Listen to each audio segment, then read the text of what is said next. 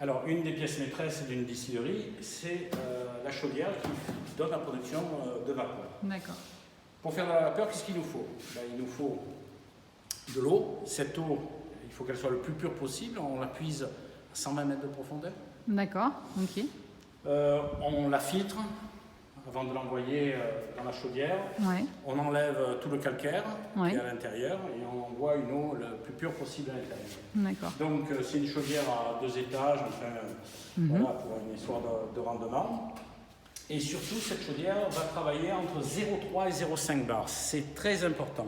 On ne va pas travailler comme sur certaines distilleries où on travaille à 7, 10, 12 bars, Ouais. où on envoie une pression pas possible et à travers le végétal et c'est pas très très bon.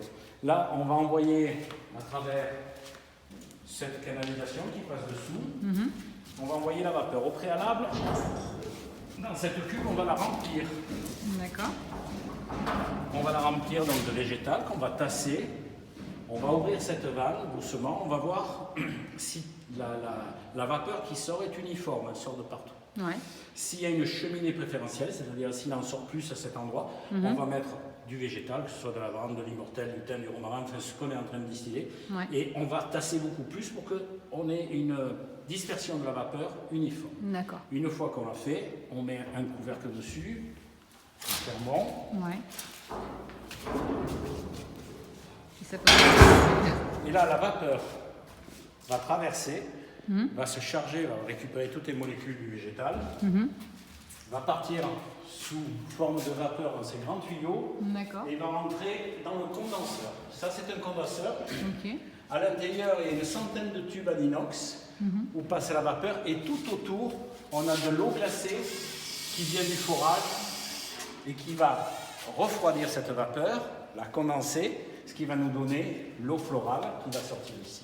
D'accord. Cette eau florale primaire va rentrer dans le vase florentin qui va nous faire la séparation. Vous voyez, il a une forme bien spéciale, Ouais, ce vase ouais. florentin. Oui. Donc l'eau florale primaire rentre à l'intérieur.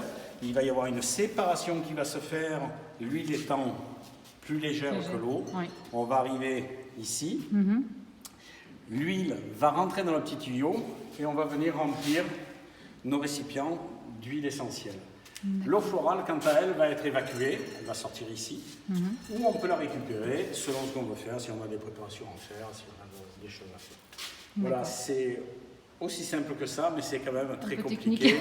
Il faut vérifier les températures, il ne faut pas brûler le végétal, il faut aller très doucement. On a des temps qui varient en fonction du végétal que l'on traite. D'accord. La lavande va être... On va mettre à peu près 3 quarts d'heure, 50 minutes Ouais. pour distiller une cuve de lavande et on va mettre 2 heures et demie pour de l'immortelle. D'accord, ok. Voilà. Il faut surtout la récolte pour l'immortelle, que ce soit Oui. fait dans la foulée en fait. Hein. Et oui, Pas- l'immortelle, pas de on va la faire transport. dans la foulée, alors que la lavande, on la fait faner dans le champ pendant 24 à 48 heures. Il faut qu'elle Ok. qu'elle ait un peu séché D'accord. pour avoir un bon résultat. Ok. Donc au niveau du climat aussi, il faut récolter. Pas quand il pleut, oui, Pas, ça, pas c'est quand sûr. il pleut Il faut et être faire réactif après dans la journée. Super. Merci.